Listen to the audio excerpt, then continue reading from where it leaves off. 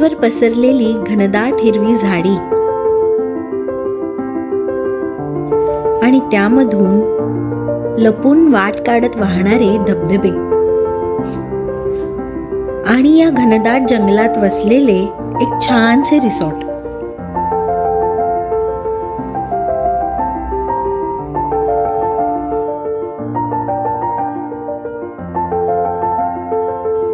लोणावळा या थंड हवेच्या ठिकाणी तुम्ही बऱ्याचदा प्रवास केला असेल, पण आज आम्ही घेऊन आलो आहोत लोणावळ्याजवळील एक अनोखी ऑफबीट भटकंती.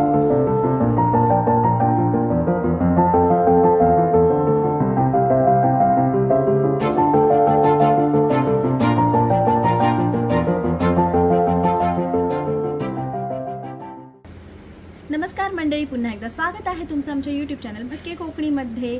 कसे आहात सगळे? फिरताय ना? फिरायलाच पाहिजे. आज आम्ही घेऊन आलो आहोत एक नवीन व्लॉग तुमच्यासाठी. ही जागा जिथे आज आम्ही आलो आहोत ही अगदी मुंबईच्या 3 तासाच्या अंतरावर आहे.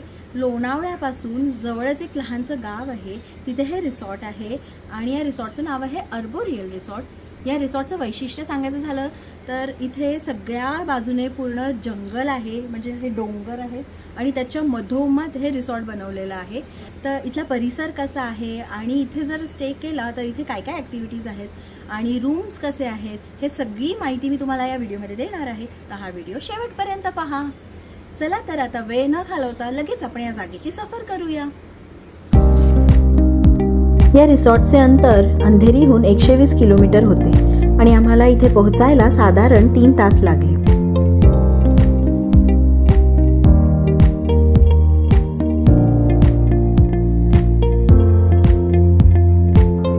हे रिसॉर्ट एका घाटाच्या पायथ्याशी आहे. इथल्या पार्किंगमध्ये गाडी ठेवून पुढे 3 किलोमीटरचा प्रवास 4 व्हील गाडीने करावा लागतो.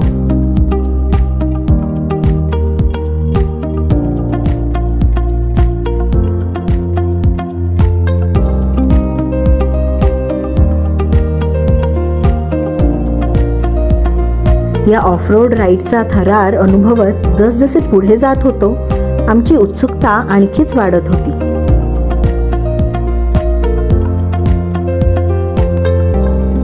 इथल्या वाटेवर काही गावकऱ्यांची घरे देखील होती.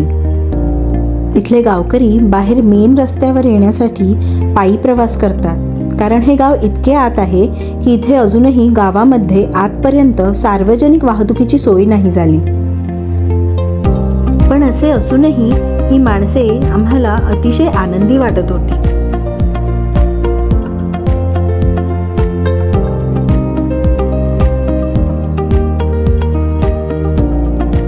अखेर आम्ही आमच्या रिसॉर्टवर पोहोचलो.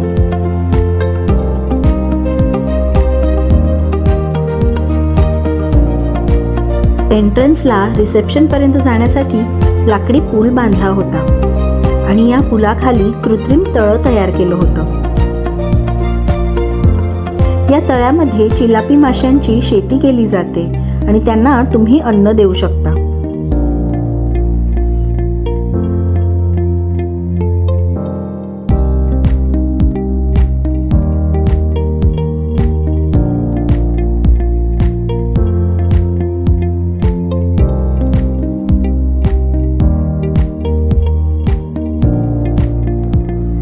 लगेच चेक इन करून निघालो आमच्या कॉटेजच्या दिशेने.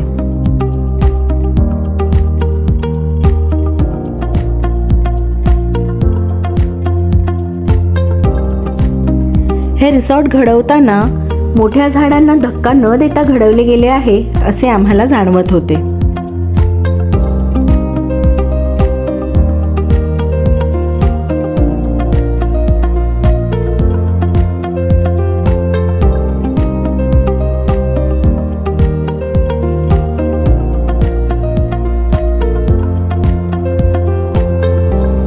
इथे कॉटेजेसचे वेगवेगळे पर्याय आहेत.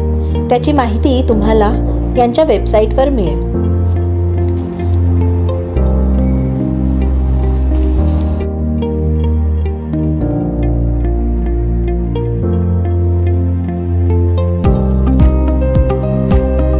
आम्ही फॉरेस्ट रूम बुक केला होता. हा रूम खूप आलिशान होता. लाकडाचं फ्लोरिंग, लाकडाचे सीलिंग आणि बेडवरून समोर जंगलाचा व्ह्यू.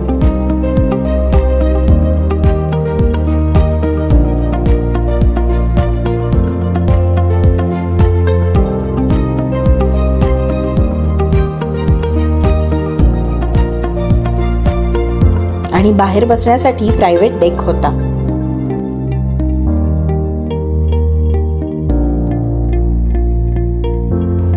आणि त्यामध्ये बाथटब देखील. भारी ना?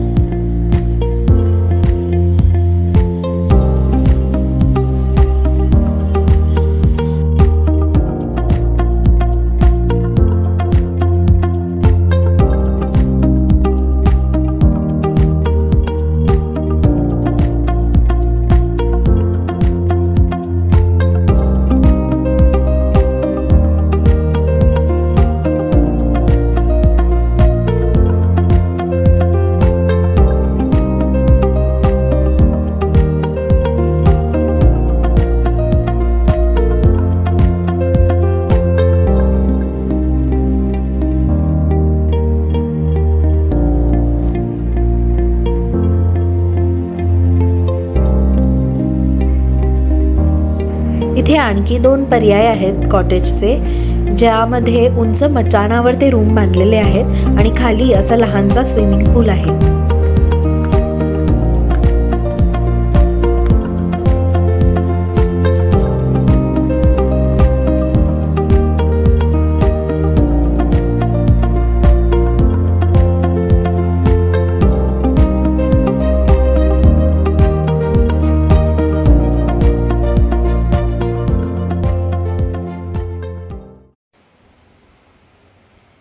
नमस्कार मंडळी, आता आमची जेवणाची वेळ झाली आहे.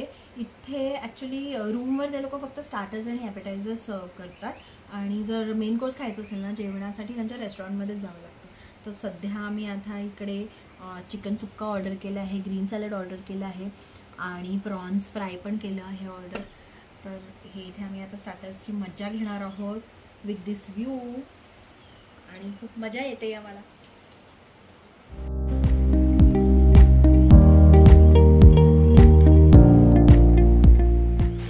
हॅलो मित्रांनो, आता संध्याकाळ झाली आहे आणि 5 वाजता त्यांनी आम्हाला सांगितलं होतं की यांच्या प्रॉपर्टीच्या आवारामध्ये एक वॉटरफॉल आहे. त्या वॉटरफॉलसाठी एक 10-15 मिनिटांचा नाही सॉरी 15-20 मिनिटांचा ट्रेक करावा लागतो आणि तिथे ते आपल्याला आता घेऊन जाणार आहेत. आणि आमचा जो ॲक्च्युली जे कॉटेज होतं ना, आमच्या बाल्कनीमधून असं खूप पाण्याचा आवाज येत होता, म्हणजे झऱ्याचा आवाज येत होता. तर मला असं वाटत होतं तिथे काहीतरी ओढा किंवा काहीतरी असेल. तर मी आता ड्रोन उडवला होता आणि ड्रोनमध्ये आम्ही एक शॉट घेतला होता, त्याच्यामध्ये आम्हाला तो धबधबा दिसला आहे. तर मला असं वाटतं की कदाचित त्याच वॉटरफॉलला आहे ते आम्हाला आता ट्रेकसाठी घेऊन जाणार आहे. तर चला तर तुम्ही पण आमच्यासोबत.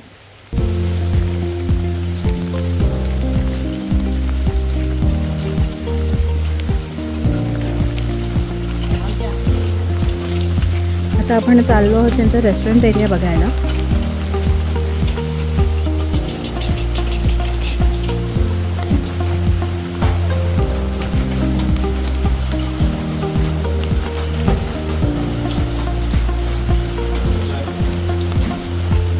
हो ना.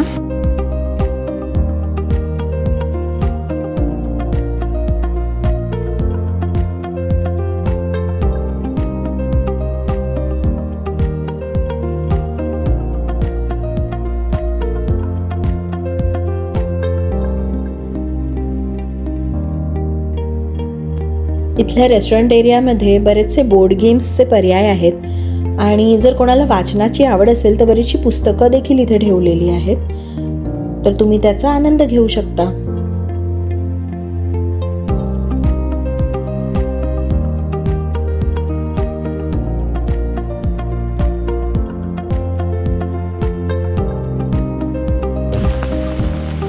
नेहमीप्रमाणे आज पण आमच्यासोबत आम्हाला एक पार्टनर मिळाला आहे. याचं नाव आहे जॉय. हाय जॉय. जॉय घेऊन जाणार आहे इकडे आमच्या कॉटेजच्या मागे जो ओहोळ आहे ना, तिकडे तो आम्हाला घेऊन चाललाय. आम्ही त्याच्यासोबत चाललो आहे. आता तुम्ही पण चला आमच्यासोबत.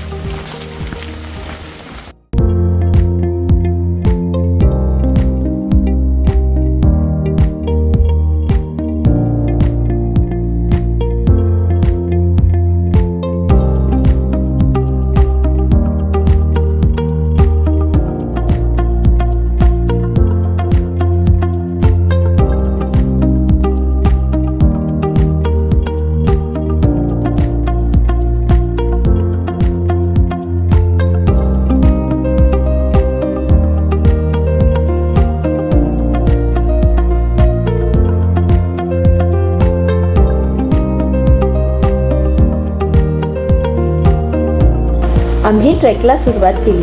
इतक्यातच मुसळधार पाऊस सुरू झाला. त्यामुळे हा ट्रेक आणखी रोमांचक झाला.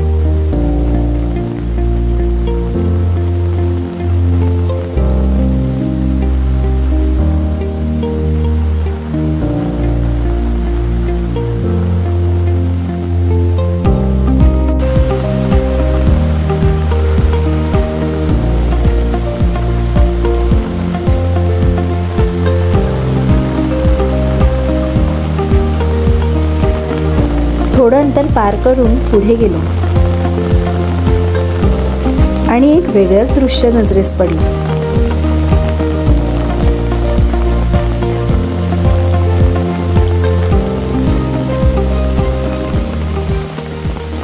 आता आम्ही रिसॉर्टच्या आवाराच्या बाहेर पडलो आणि घनदाट जंगलामध्ये शिरलो.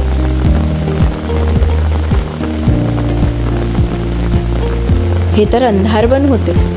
आत शिरल्यावर अगदी संध्याकाळचे 7 वाजल्यासारखे वाटू लागले. थोडं पुढे गेल्यावर वाटेमध्ये लहान ओहोळ सुरू झाले.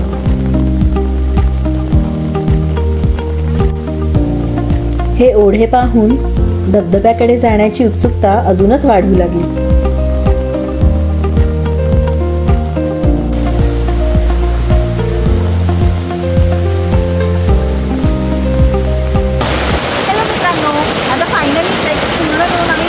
धबधब्यावर पोहोचतो.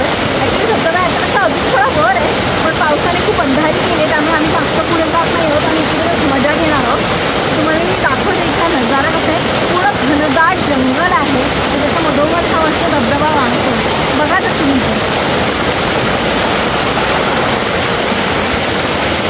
इथे थोडा वेळ थांबून पाण्याचा मनसोक्त आनंद घेतला. मग आणखी वर जाऊन हा धबधबा जवळून पाहिला. खूप छान अनुभव होता हा.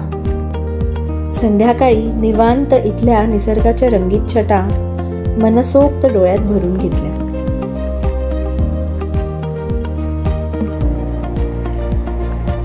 रात्री इथलं वातावरण खूप गार झालं होतं आणि वातावरणात धुकंही पसरलं होतं.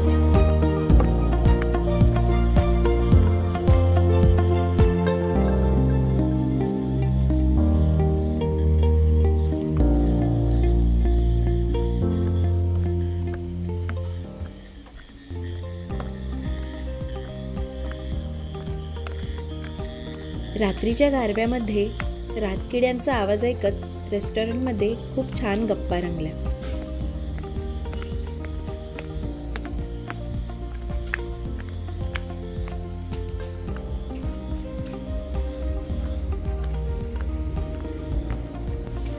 रात्री तर इथला नजारा मंत्रमुग्ध करणारा होता. गुड मॉर्निंग मित्रांनो. आता आमची चेकआउटची वेळ झालेली आहे आणि या जागेबद्दल सांगायचं झालं तर जागा खूप छान आहे. म्हणजे तुम्हाला एक एकदम शांत निवांत वीकेंड जर घालवायचा असेल तुमच्या फॅमिलीसोबत किंवा तुमच्या पार्टनरसोबत तर ही एक उत्तम जागा आहे. आणि हा मेन म्हणजे ही जी कॅटेगरी आहे या स्टेची ती लक्झरी कॅटेगरीमध्ये मोडते. थोडे पैसे जास्त आहे त्याचे, कारण ते लोक सर्व्हिस पण तशी देतात आणि ॲक्च्युली एक लक्झरी स्टे तुम्हाला अनुभवायला मिळतो आणि पूर्ण निसर्गाच्या सानिध्यामध्ये एक मस्त निवांत वीकेंड आपल्याला घालवता येतो. तर इथलं बुकिंग आम्ही तर अगोडावरून केलं होतं, पण डिरेक्टली यांच्या वेबसाईटवरून पण तुम्ही करू शकता. त्याची लिंक मी डिस्क्रिप्शनमध्ये देत आहे. तुम्हाला जर हा व्हिडिओ आवडला असेल तर प्लीज कसा वाटला ते आम्हाला कमेंट्समध्ये नक्की कळवा. तुमच्या इतर मित्रांसोबत शेअर करा आणि चॅनलला जर अजूनही सबस्क्राईब केलं नसेल तर प्लीज सबस्क्राईब करा. भेटूयात आमच्या पुढच्या व्लॉगमध्ये. तोपर्यंत फिरत राहा आणि मजा करा, कारण भटकंतीतच खरी मजा आहे. बाय.